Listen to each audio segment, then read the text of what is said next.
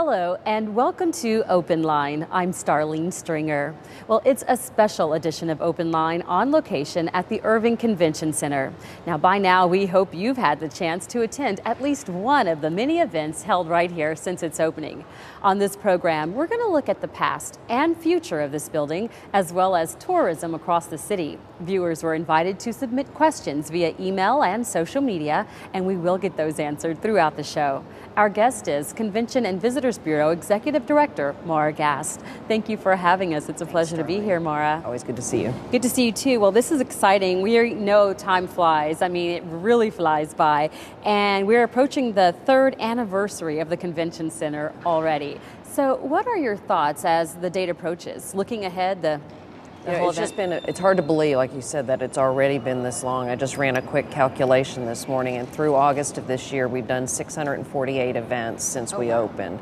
We've had more than 518,000 people come through this building since we opened, so that's been great. It's wonderful, but it's been I was thinking it was probably 500 events, and I calculated this morning and went, oh my gosh, okay, it has been busy. That's why it feels that way. Sure. And our calendar looking forward looks really, really good too, so we feel very positive about what's going on. I bet, and also looking ahead, I understand there are plans to actually get a hotel built right across from the front entrance, right there. So what's the update on that? So the update on that, hopefully by the end of this calendar year, end of 2013, the developer that the city has engaged with should have their financing in place, which will allow the city to move forward with its share. They should break ground. It'll either be a Westin or a Renaissance, 356-room hotel with about 20,000 square feet of meeting space of its own, and a sky bridge connecting it inside the convention center. Wonderful. Yes. And what kind of impact do you think that hotel will have on the success? It's really, and if you look around the marketplace, and even here in Dallas-Fort Worth, it took Dallas about 50 years to do it, but they finally really did have to do it. Fort Worth had to do it. San Antonio has to do it. Customers want and need, and a meeting planner does, that full service hotel right next door. And what it's going to allow us to do is really get into a different category of customer, more of the true associations, true conventions that currently we're getting bits and pieces of, but a fundamental requirement for most of them is an attached adjacent headquarter hotel. So that's going to open that door for us. So if you can think about the Texas Association of just about anything, blue-eyed left-handed dentist, I use that one all the time. There's an association for everything. There's a Texas group of everything. They meet in the Dallas-Fort Worth area usually every 3 to 5 years, so we're going to be able to get in on that bidding list and work. So we're excited for that. It's going to really change a lot of the dynamics. We're still going to have the cool consumer events like Comic-Con and all those things, but we'll start to fill in with more of these true conventions, which are really that's the big long-term plan. Awesome, and we're going to talk more about some of the events that are already held here, but I want to talk more about the hotel for a second, because when you said the word cool, and there are going to be some pretty cool features to it, right? Absolutely. It's going to be a beautiful hotel, and we've not had a new full-service hotel built in Irving since 2000. That's when the Marriott Las Colinas opened, so it's been a while, and the hotel industry just continues to change and adapt. It's funny, 20 years ago nobody was talking about beds. Kind of a fundamental thing when you're staying in a hotel, but now quality beds and quality finishes and true home away from home, not roadside stops, kind of the approach of the hotel industry these days. So a beautiful hotel that's going to anchor this will definitely be part of it, and either brand we can't go wrong with. Exactly. So we can't wait to see that. And then some of the things that we've already seen here have repeated, like Comic-Con, because they've been so successful. What does it mean to you to have that repeat business? It's huge, right? It's a huge thing. It takes 7 times to make a sale, 7 times as much effort to make a sale. So when you've got a customer you can keep happy, it's just, it's a whole lot easier on everybody. But with every event, especially with Comic-Con events, those events have been wildly successful, and they have grown and grown and grown. That organizer, C2 Ventures, actually does 3 events with us a year, one in February, the big monstrous one in May, and then one again in October, and all of them are growing. That's a genre that's growing everywhere, and we're seeing that obviously here. So having those guys come back, there are events that those are spawning, because all of those things introduce new people to the building. We've had some spectacular weddings in this building, and those weddings have brought more weddings. I can tell you, 5 years ago when we were mapping out our sales strategy, weddings were not high on the priority list, but they are now. That social market, because of this building, because of how it appeals, because of I believe our attention to detail and service and food quality, the food and beverage experience here is really good. The location is great. So we've now dedicated a sales position to pursuing social events, and it has more than paid for itself in this first year. Awesome. Now let's go back a little bit for Comic-Con. Sure. For those of you watching going, what is Comic-Con? Oh, yeah. Because we just assume that people I know. But before I was assigned to cover it one time, I thought, well, I don't know what it is, but okay, I'll go.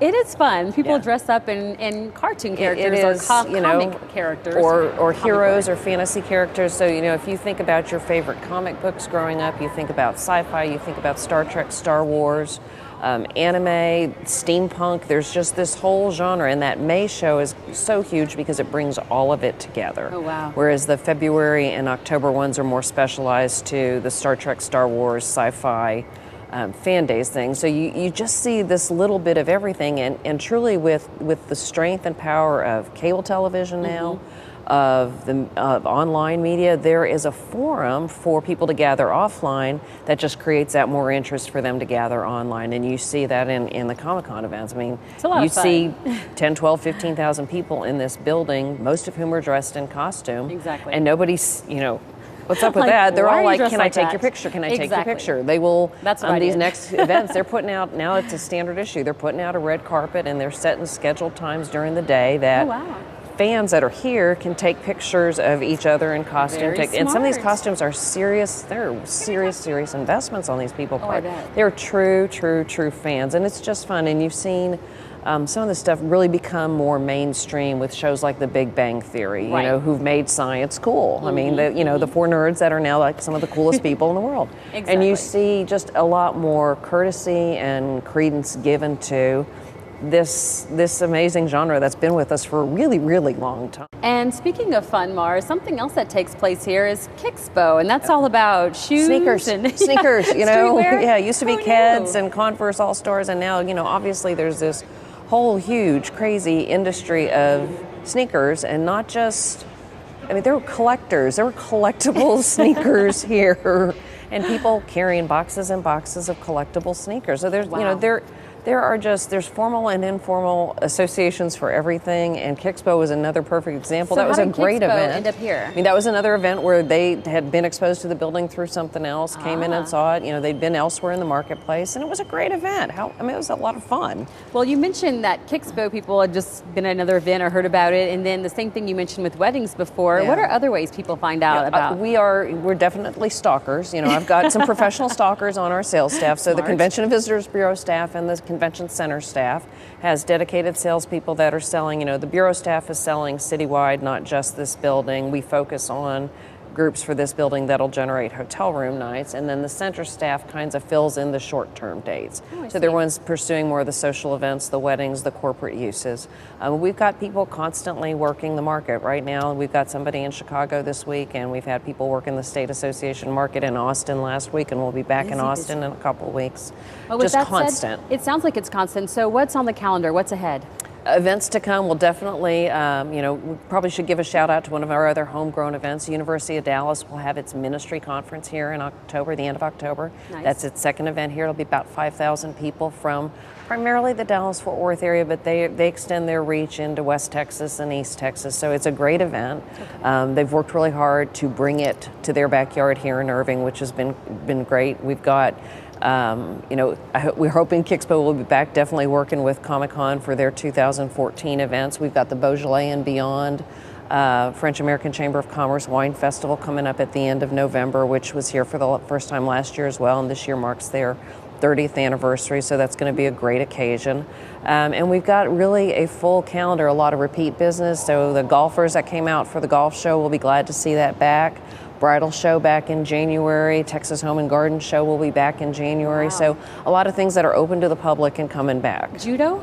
Judo, lots of judo. Tell me about that. Lots of judo. We've kind of decided as far as sports go, we seem to be pursuing all things mats. Okay. So we've done probably 7 or 8 judo events by now. We've got the Dallas Judo Invitational coming up later this fall.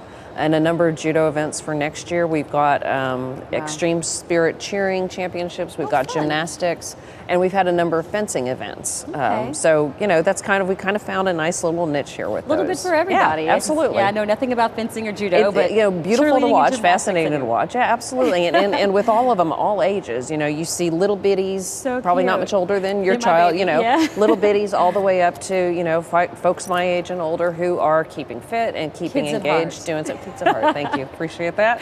There you go. So we talked about some of the big events. Yeah. You mentioned the wine festival and judo and some of the other things, the Kickspo and Comic Con. But the smaller events, you touched on it a little bit. I know you have weddings, and I say smaller for the brides out there. They're like, it's a huge event. Yeah. But weddings and business meetings. Tell me about those here. I mean, the very first wedding we did here was not a small event. It was 1,100 people. Oh, wow. So we've had some smaller, more normal size ones at a couple hundred people. We've had, social events of 70 or 80 people. We've had corporate meetings of 40 and 50 and 800. So it's just varied with whatever group it is. I think the nice thing about a building like this is even if you've got a small group in, they don't have to feel like they're in this vast space surrounded. It's still very intimate space. Well, you can obviously tell that more than one thing can go on here at a time. Absolutely, We're doing a show absolutely. and That's people the are sound coming of out. business, so I hear cash registers Exactly. here. You're like, Sorry. I love it. I love it. It's music to my I know. ears. Doesn't make the camera crew very happy, but it works for me. That's okay. It's good. We get to see the action that goes on here because you actually do have more than one event going on at a time. Quite a bit. Often here, how many things can you have going on at one time? It really depends on the size of them, but we've had, 3 or 4 events happening simultaneously in the building. We really try to manage that based on the spaces available, the size of the groups, the nature of the groups, but we can do it. It just depends on the sizes of the groups. It's just varied. We can have one group take the entire building, or we can have 4 or 5 each take spaces. Several of them occupying the same floors, just on opposite sides of the wall. And so this sounds silly, but a lot of people probably want to know. So if people are coming to an event and you have more than one going on here, how do they know where to go? There's you have signage signs? all around the building at the main entrances, at the elevators, at the escalators saying, this event's on the 4th floor, this event's on the 3rd floor, all of those things. Okay, and another challenge that people sometimes bring up is parking. Absolutely. So how does the parking work? How can they get around having to park? Absolutely. Or? So we've got 850 spaces in the parking garage. Okay. When we first started planning the building, we were supposed to have 1,000. During the construction process, we had to do some things to reduce our budget, and taking out 200 spaces was one of those things. It saved us $2 million. It was a decision we had to make. It was a decision that was really easy to make at the time because all this currently vacant land around us was also going to be developed at the same time, and there was going to be more parking coming. So when the hotel comes online, there'll be 300 spaces at the hotel. When the entertainment venue comes online, there should be another 1,200 spaces there. Dart Orange Line opening up with its convention center station has certainly opened up another way for people to get here. What kind of impact do you think that will have? I think more once this area around us starts to fill in, we see impact from it on the big consumer event days. We see people riding the train in and walking over, taking the Dart shuttle over from the station. So you can see it happening. You can see people are starting to use the people mover system, so those things are happening, and that'll just continue as all of this area gets built out. Awesome. And when events are over, Maura, what kind of feeling do you want people to leave with when they leave out of here?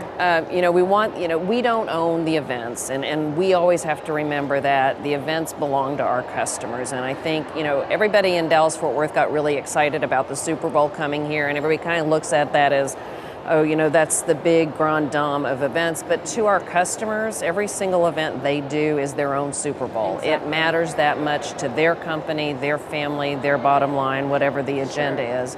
And we want them to feel like they won. And we want them to feel like they want to come back. And that's whether the event is happening here at the convention center or in our hotels, or it's an event like the Red Bull Flugtag event. We want people to feel like Irving worked for them, and Irving's a place they want to be back.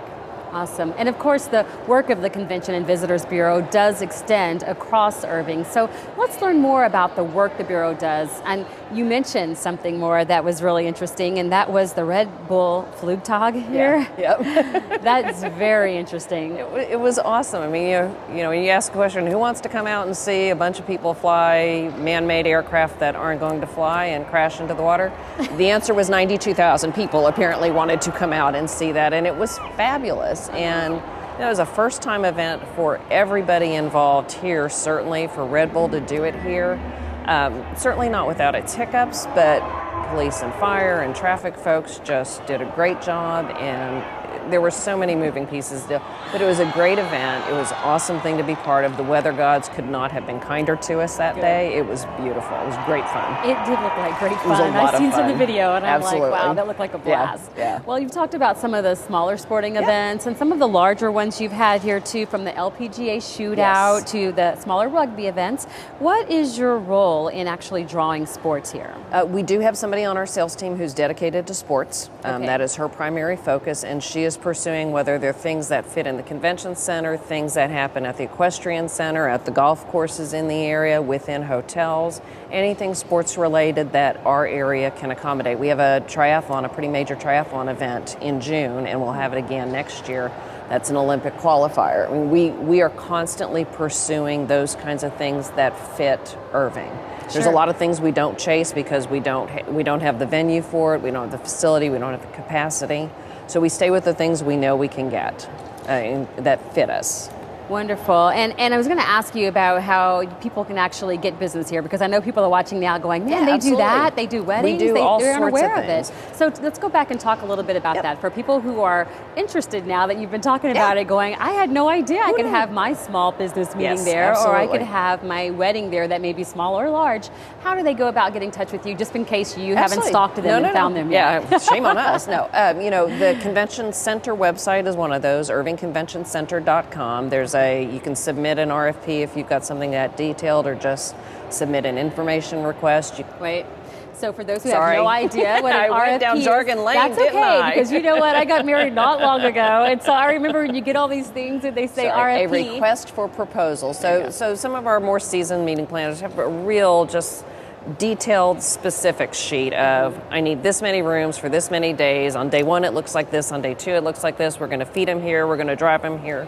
And it's just a very detailed spec sheet. And y'all need all that to be able to go through and get it people, right. Well, and for people that know that, they know what, here you go. And that gives us a real clear roadmap of what they want. Makes we have a sense. lot of volunteer event organizers, though, who don't have an RFP at their fingertips because they've never had to do one before, and we know how to work with them.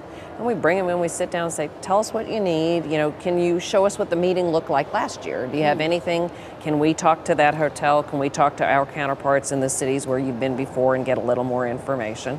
That you can do that through the Convention and Visitor Bureau website, which is irvingtexas.com, through the Convention Center website, which is irvingconventioncenter.com, or you can just send an email to info@irvingtexas.com, or just call our main number at 972-252-7476, and then whoever answers the phone will put you in touch with the right person. Awesome. So y'all make it really convenient We to try get the very, information. very, very hard. And you can Facebook us, and you can tweet to us, and everything Pinterest else, social stuff media out and there, stuff all and of stuff that, and stuff Instagram, and stuff. Pinterest, What? all Yeah. of it. And, oh, look, something just got invented. See? Here we go. We're there. Okay. You're there too. I love it. You're on top of it. So people come by, because oftentimes people just drive down 114, maybe we have heading a lot to the of walk-in. airport. Absolutely. So it's okay to just come by Monday and through look. Friday, 8 to 5. Our offices are on the east side of the building, on the first floor. Just come on in, and if the salesperson who handles that specific market isn't available at the moment, somebody else in the office will be happy to meet with you and find out what you need and get some preliminary information and see what we can do for you. And people could look at it and say, well, if they're staying so busy, then why do they need to do that? But it's so that you continue to, right? It's continued. Oh, absolutely. And you can never rest on your laurels. I mean, it's been 13 years since we built a new full-service hotel in Irving. In the meantime, lots of people around us, not just in the DFW area, but our competition, has built new and better. And this convention center is certainly distinct in and of itself, but we can't just say it's cooler looking than anybody else's. That should work. I mean, it's just, there's always going to be something new out there that we have to compete with, and that's why all of this getting developed around us really becomes so important, because it will help us compete. When we're competing against other cities, we can say, we got that, we can do that, we can do that, we can do that. There you gives go. us something to And stand obviously you do have that, because you're getting that repeat business. Absolutely. If they weren't happy, if they weren't thinking, okay, our event was successful, or and that's what it comes down to. We can do everything on our part right, but if whatever the customer's goal was didn't happen, if we did everything we possibly could and for whatever reason it just didn't materialize in the way they needed it to, then they won't be back. And maybe they will, and we'll sit down with them and try to figure out, gosh, What we went did wrong? this, we did this, we did this. And fix it. What else could we have done, or did we miss the mark, or was it just that the date that the customer chose turned out to be a bad one because the Cowboys were in a playoff game, or the Right. Rangers were, in Or in North October Texas, still you playing could just ball. have a big storm, or we Or could it have a could little be bit of freak ice storm. or a I mean, it little could be snow. any of those things that you just Sure. go, okay, well, if it's that, then, we just plan differently next year, or we look at date changes, or, you got to counter for playoff baseball.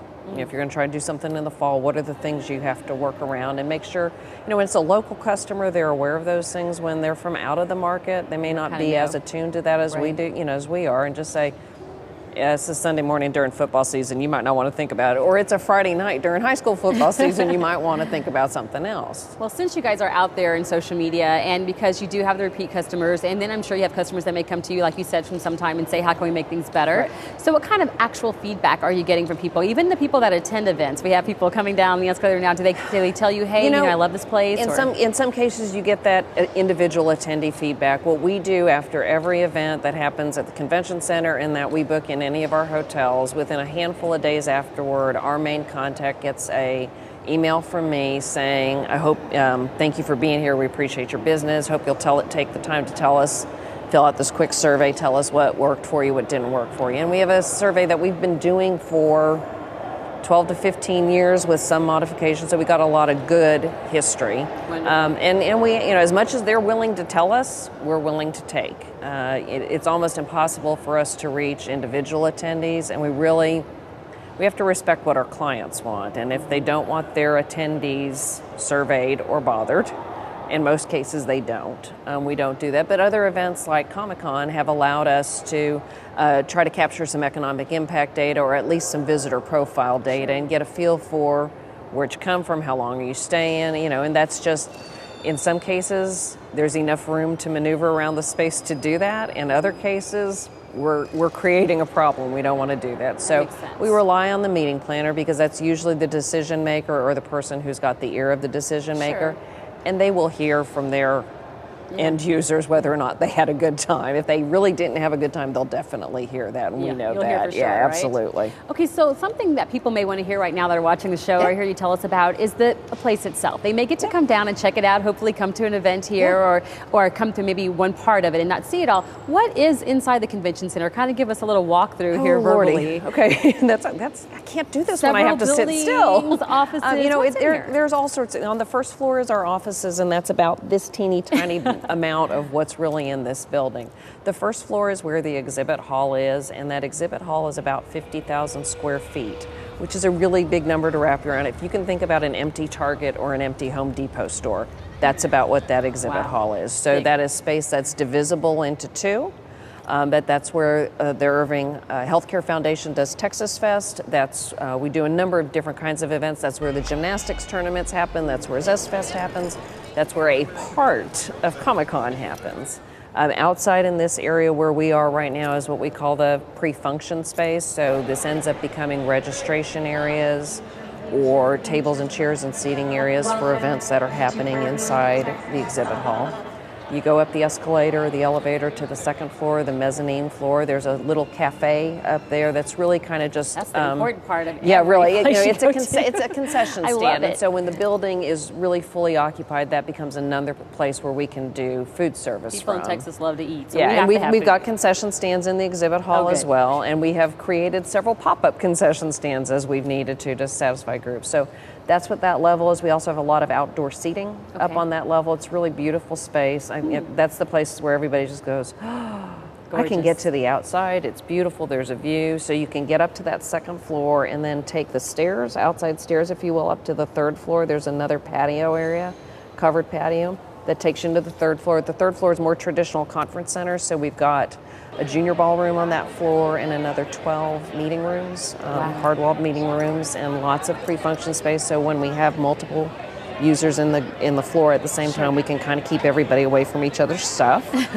And then you go up to the 4th floor, and the 4th floor is where the grand ballroom is. And so if you've been here for State of the City or one of those events, that's where you've been for that. And it really, the very big tall ceilings and very rich colors on that floor, and a beautiful pre-function space as well. Now, see, a lot of people listening right now are going, 4 floors, I had no idea. 4 floors, so that's really cool. And yeah. you talked about colors, and that reminds me, when we were here before, you talked about the copper outside and how it would change. It's already done that a bit, right? It's already changing quite a bit. It patinates. That was one of the many new words we learned throughout this thing. Say it again? It patinates, P-A-T-I-N-A-T-E-S. Thank you, new one for me. It's patina. I love the patina, the copper changes over time. Is that why you wore the beautiful copper today? Of course, today? I got to go with this, patinating. Absolutely, absolutely. That's actually my avatar name, Patina. Oh, thank you for sharing. We all know now. And you know where to find me in Second Life. So what's I don't even know if Second ahead? Life still exists. But. So as people drive by and they see the copper, it's already changed. What's going to be the future for the copper? It will continue to change, and the rooftops at Williams Square are actually copper as well. And they've been here since 1984. Okay. And I think once over that time, they've power washed them down to bright and shiny and just let them age gracefully over time. But that's really our intent. We don't maintain the building with chemicals. It's one of the things that gave us a lot of green points. We got LEED Silver certified. LEED is Leadership in Energy and Environmental Design. So we achieved silver status, which was a really big deal. But we got to be responsible to the world around us. Travel in general,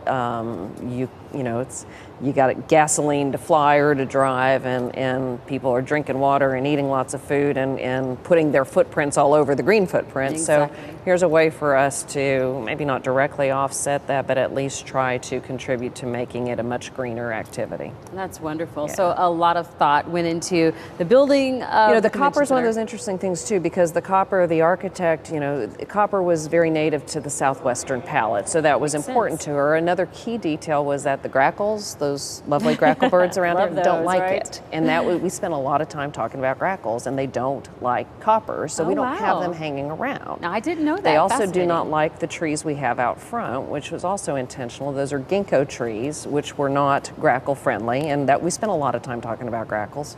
But the architect wasn't from this area, and we said, I don't have a spare person on staff to hang out with the air gun to shoot them away, and I don't want to put those tacky little owls everywhere, so let's think about this. So they're ginkgo trees. Take down the tacky owls. No, but you don't want to build a building like this and hang plastic owls everywhere, right? Exactly. So, but the ginkgo trees are not grackle friendly. They don't like them, and they are male ginkgo trees because, as we learned along the way, when the female ginkgos flower, it is a very strong and not good scent.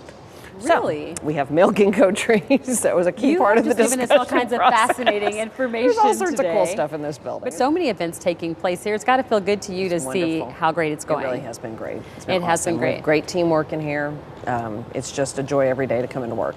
Wonderful. And for the people who are wanting to get in touch with you, again, I know you want to give a recap on that because you gave it so well. The phone numbers and the emails and social media and how they get in touch with you in case they want to have that dream wedding, business meeting, whatever. We'll start old school with the phone number, Good. 972-252-7476. An easy email address to connect to us is info, I-N-F-O, at irvingtexas.com. 2 websites, irvingtexas.com and irvingconventioncenter.com, and both of them have a means to connect to us. Awesome. Facebook, Twitter, all the social Pinterest, media, Instagram, all that other stuff. You're there, too. and if they don't find you, you'll probably be finding them. Absolutely. If they're looking for an event, if they're lurking, we're stalking. Awesome. And I know the holidays are fast approaching too, so y'all stay pretty busy over the holidays. We will. We'll have a number of corporate parties really through the first 2 weeks in December, which is a lot of kind of what our hotel business looks like during those 2 weeks. And then it tends to slow down. I will tell you that we are chasing a piece of business right now that would cover Christmas through the New Year holiday and be something that would be open to the public every day over that period of time. Wonderful. It's a new event, so we're not sure if it's going to pan out. I hope it does, and obviously we will let y'all know if it does, and we'll be bragging about it if it works out. But that's a downtime for us, and we would use that time to kind of keep doing what we do around, which is keeping the building in shape and cleaning and refinishing floors and doing all that touch-up stuff. So looking good. We've not had a lot of downtime to do that, which is good news, bad news situation. That's a good problem to have, right? Yeah. Well, 2013 and all the years past have been awesome for you guys, and it sounds like 2014 is shaping up to be the same way. Absolutely. Looking forward to it. Thank you so much, Maura, for being our special guest today. Thanks, darling. And thank you for watching this special edition from the Convention Center. I'm Starlene Stringer. Please be sure to join us on Thursday, November 7th at 1:30 p.m. for our next edition of Open Line. Our topic will be holiday fire safety. If you have questions, go ahead and get those in by emailing ictn@cityofirving.org, or you can connect with us on Facebook. That's on our next edition of Open Line. We'll see you then.